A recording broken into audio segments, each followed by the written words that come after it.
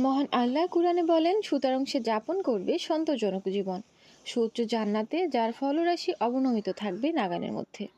তাদেরকে বলা হবে, পানাহার করো তৃপ্তির সঙ্গে তোমার অতীত দিনে যা করেছো তার বিনিময়ে। জান্নাতে সুন্দর সুমিষ্ট ফলরাশি ঝুলে আছে, ঝর্ণা দ্বারা প্রবাহিত। মৃত্যুরা আদেশ পালনের অপেক্ষায় দাঁড়িয়ে আছে। বার্ধক্য, মৃত্যু কিছুই জান্নাতবাসীদের স্পর্শ করবে না। সুবহানাল্লাহ।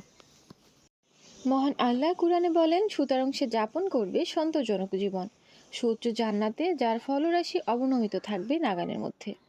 তাদেরকে বলা হবে, পানাহার করো তৃপ্তির সঙ্গে তোমার অতীত দিনে যা করেছো তার বিনিময়ে। জান্নাতে সুন্দর সুমিষ্ট ফলরাশি ঝুলে আছে, ঝর্ণা দ্বারা প্রবাহিত। মৃত্যুরা আদেশ পালনের অপেক্ষায় দাঁড়িয়ে আছে। বার্ধক্য, মৃত্যু কিছুই জান্নাতবাসীদের স্পর্শ করবে না। সুবহানাল্লাহ।